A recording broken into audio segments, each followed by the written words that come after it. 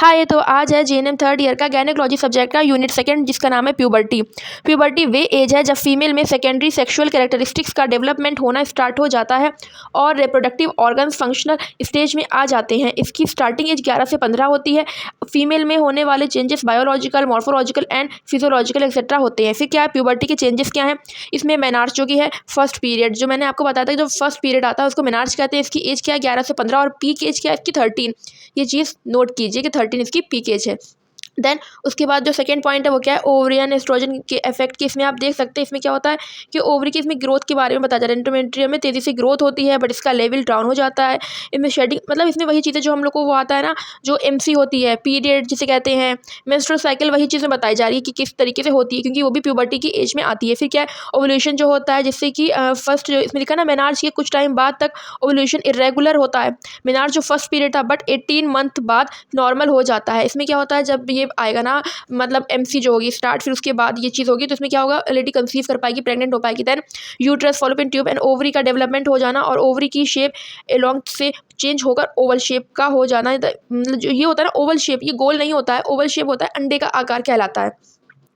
तो ये चीज़ भी आपने देख ली है। अब मैंने आपको ये चीज़ समझा दी। जो ओवल शेप है वो उसे कहते हैं अंडे का आकार। ओवरी, फॉलोपियन ट्यूब्स, की सारी चीज़ें आ गई हैं क्योंकि ये सब कुछ प्यूबर्टी के अंडर है। और गायनेकोलॉजी में जो मैं आपको बता चुकी हूँ, सिर्फ महिलाओं के ही बारे में मतलब ये चीज़ बताई जाती है। अब इसमें हम देखेंगे ओवरी क्या होती है। ओवरी, ये मैंने डायग्राम बनाया था, एक मेरा बना हुआ है मिडवाइफरी की कॉपी में, नोट्स में, इसमें मैं आपको दिखा रही हूँ।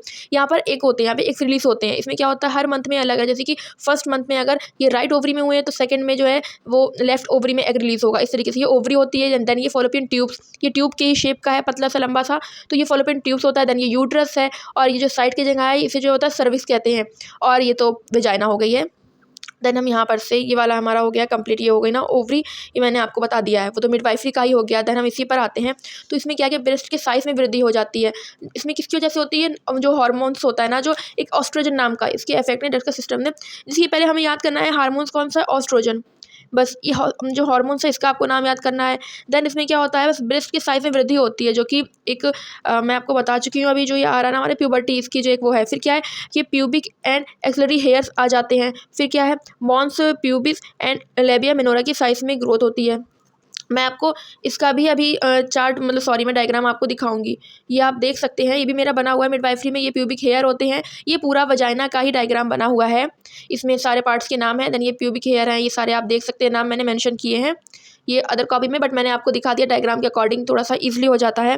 देन इसके बाद हमारा पॉइंट आता है वो क्या है कि ब्रेस्ट के साथ हिप में भी मतलब सब क्यूटोनियस टिश्यू, मतलब फैट जमा हो जाता है, उसमें भी वो होता है। फिर फीमेल की हाइट बढ़ जाती है एंड पेल्विक ब्रॉड हो जाती है, मतलब जो पेल्विक होते हैं ना वो चीज़ चौड़ी हो जाती है। उसका भी डायग्राम बना हुआ है, मैं आपको अभी दिखाती हूँ। ये रहा, ये डायग्राम है। ये चीज़ चौड़ी हो जाती है, पेल्विक है फीमेल की, देखिए फीमेल पेल्विक है। अगर आप कहेंगे तो मैं इसके भी आपको नोट्स दिखा दूँगी, वो मिडवाइफरी है, हम खैर इसी पे रहते हैं, गायनेकोलॉजी पे। अब क्या आता है हमारा, ये चैप्टर मैंने लिखा है बट ये पॉइंट ही है, मतलब अलग अलग तरह के टॉपिक हैं ये सेकंड यूनिट के अंदर। क्या ह्यूमन सेक्सुअलिटी, इसमें क्या है, किसी मनुष्य द्वारा इरोटिक एक्टिव होना, मतलब जैसे कि सेक्सुअलिटी जो इंसान की जागती है ना, इसमें क्या है कि सेक्सुअल अट्रैक्शन अपोजिट व्यक्तियों के बीच जो होता है, जैसे हेट्रोसेक्सुअलिटी कहते हैं, नॉर्मल होती है, जो अपोजिट। ये क्या है, हीमोसेक्सुअलिटी, सेम जेंडर के जो सेम जेंडर का अट्रैक्शन होता है। जैसे कि फीमेल है तो फीमेल की साइड ही अट्रैक्ट हुई, मेल है तो मेल की साइड, ये इसे कहते हैं हीमो। देन इसके बाद आता है चेंजेस इन मेल। मेल में क्या होता है, bodily changes during sexual exceptional changes in male. अब ये मेल्स में क्या होता है, इसमें आप देख सकते हैं मसल्स टेंशन, ब्लड फ्लो का फास्ट होना, पेनिस का स्टैंड होना, ट्रैकिपनिया और tachycardia, increase and decrease blood pressure. Then ये आ गया हमारा सेक्स फ्लश। इसके नीचे ये है जो कि है हेट्रोसेक्सुअलिटी, जिसकी भी बात हुई थी कि ये अपोजिट जो सेक्स होते हैं उनके बीच में पाया जाता है। यहाँ पर ये सॉरी, यहाँ पर बीच लिखा है कि व्यक्तियों के बीच पाया जाता है, जो अपोजिट जो सेक्स होते हैं। जैसे कि मेल है तो फीमेल की साइड होगा उसका अट्रैक्शन, फीमेल है तो मेल की साइड होगा, जो नॉर्मल कहलाता है, मतलब एक नॉर्मल होता है, तो इसे कहते हैं हेट्रोसेक्सुअलिटी। हीमोसेक्सुअलिटी जो अपोजिट था। अब ये चेंजेस इन फीमेल, अब इसमें कुछ जो चेंजेस हैं मेल और फीमेल के सेम है, जैसे मसल्स टेंशन हो गया। देन आप देखते हैं क्लाइटोरिस में हार्डनेस होना, ट्रैकीकार्डिया, वजाइना लुब्रिकेट होना, हाइपरटेंशन, वजाइना का एंटीरियर पार्ट चौड़ा होना, ब्रेस्ट में हार्डनेस होना और सेक्स प्लेजर्स प्रेजेंट। देन इसके बाद जो हमारा है, ये आप देखेंगे यहाँ पर, ये मैंने आपको डायग्राम दिखाया था, खैर ये तो हमारा हो गया था वेजाइना का डायग्राम।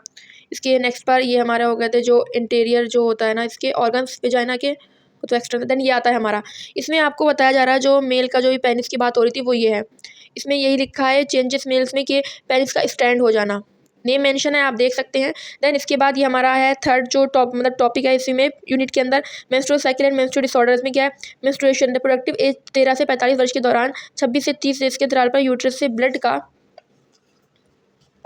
वेजाइना के थ्रू ब्लीड होना मेंस्ट्रुअल कहलाता है, जिसमें वही चीज़ की बात हो रही है जो पीरियड आता है, पीरियड किस तरीके से आता है, वेजाइना के थ्रू ही आता है ना ब्लड, तो उसी चीज़ की बात हो रही है। फर्स्ट टाइम की मैं आपको बता चुकी हूँ, फर्स्ट जो पीरियड होगा उसको मेनार्ज कहेंगे, एंड जो लास्ट होता है उसकी जो एज है फीमेल है 45 से 50 की एज में ये बंद हो जाता है। अब जो लास्ट पीरियड था उसको बता चुकी मैं, मेनोपॉज कहा जाता है।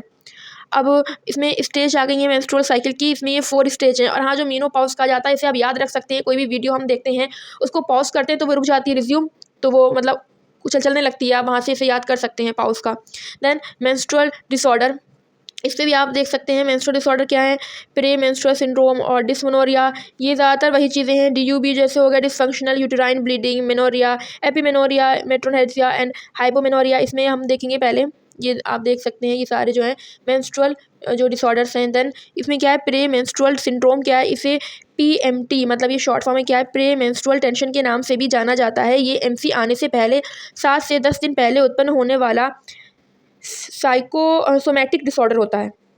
देन हम देखेंगे मेनोरेसिया, जब MC के दौरान अबनॉर्मल रूप से अत्यधिक अमाउंट और लॉन्ग ड्यूरेशन के लिए ब्लीडिंग होती है।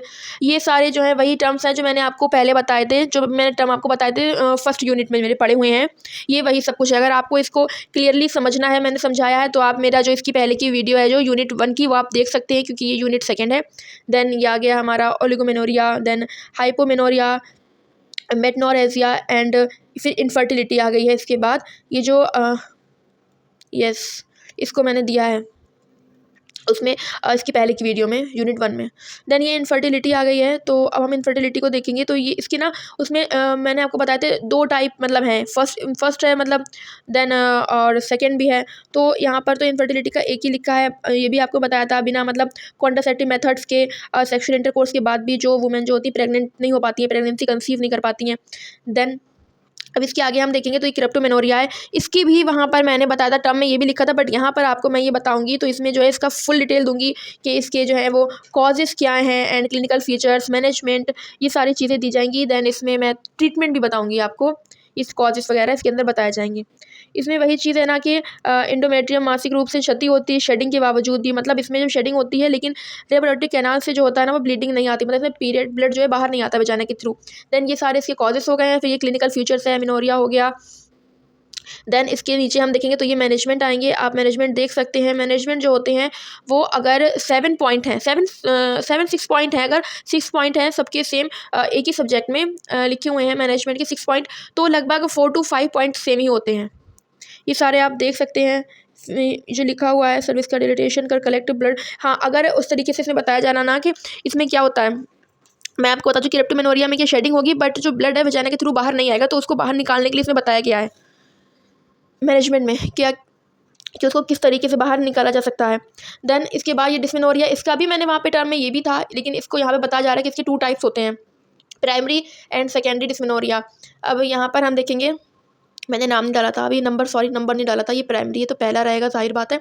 इसमें क्या होता है, पेनफुल मेंस्ट्रुएशन बिना किसी पेल्विक पैथोलॉजी की प्रेजेंस में होता है, तो इसे प्राइमरी डिस्मेनोरिया कहते हैं। इसके भी कॉजेस लिखे हुए हैं, और एंजाइटी टेंशन ये भी है, फिर जो इसमें है साइकोलॉजिकल कॉजेस में क्लिनिकल फीचर्स लिखे हुए हैं।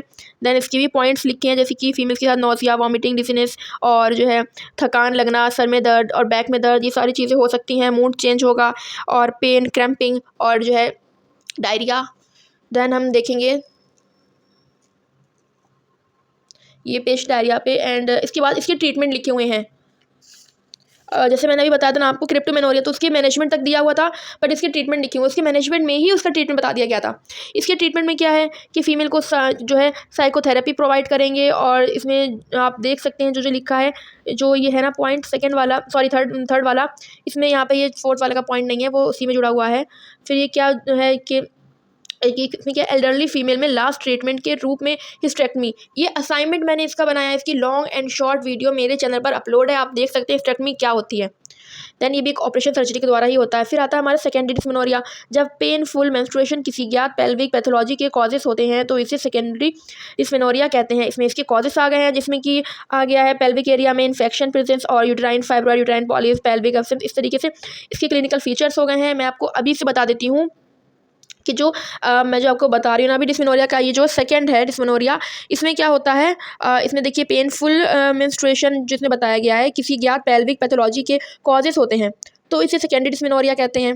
ये आप देख रहे हैं क्लिनिकल फीचर्स आप देख रहे हैं। इसका ट्रीटमेंट जो होता है वो जो है सेकेंडरी एमेनोरिया के ट्रीटमेंट के लिए इसको उत्पन्न करने वाले कॉजेस का पता लगाकर इनका ट्रीटमेंट किया जाता है। नोट करना है आपको कि कॉजेस इसके क्या क्या थे वो मैंने आपको बताए थे, ये आप देख सकते हैं, यूट्राइन और ये पेल्विक की सारी चीज़ें। इसके इलाज के लिए आपको जो है कॉजेस का करना होगा। सेकेंडरी डिस्मेनोरिया में सिर्फ कॉजेस से ही ट्रीटमेंट किया जाएगा, कॉजेस को ठीक करके जो कारण है इसके। इसके बाद हमारा ये जो है हमारी ये वाली हेडिंग, ये हमारा न्यू टॉपिक है उसी यूनिट सेकंड में ही ये टॉपिक चल रहा है, जो कि है DUB, किसी ज्ञात संरचना या ऑर्गेनिक पैथोलॉजी, जैसे ट्यूमर हो गया, इन्फ्लेमेशन हो गया, एब्सेंस में भी यूट्रस की अब नॉर्मल ब्लीडिंग होना, इसमें लिखा हुआ है ये इन्वेस्टिगेशन है, इन्वेस्टिगेशन, सॉरी यहाँ पर गलत लिखा है, आर की जगह S आएगा। इन्वेस्टिगेशन क्या क्या करेंगे, इसकी हिस्ट्री कलेक्ट करेंगे और क्लॉथिंग टाइम, ये सारी चीज़, USG, bleeding time, blood examination और HB लेवल, ये सारी चीज़ें हो गई हैं। दरअसल इसका मैनेजमेंट आ गया है। वुमेन की एंजाइटी एंड फियर को दूर करने के लिए भावनात्मक सहारा जो है प्रदान करेंगे। ये मैं इसमें वही बता रही हूँ कि इसमें अगर 6 पॉइंट हैं तो 4 से 5 पॉइंट तो सेम ही रहते हैं। मैनेजमेंट है ये। फिर वुमेन को पर्याप्त रेस्ट देंगे एंड फीमेल को हैवी ब्लीडिंग के कारण एनीमिया हो तो ब्लड ट्रांसफ्यूजन, अब ये तो इसमें आ गया है। देन रेस्ट तो ज़्यादातर में सेम ही रहेगा। देन इसके बाद आ गया है तो इसमें हम देखेंगे कि हार्मोन्स में क्या क्या है, वो लिखा हुआ ओरल कॉन्ट्रासेप्टिव पिल्स आ गई हैं।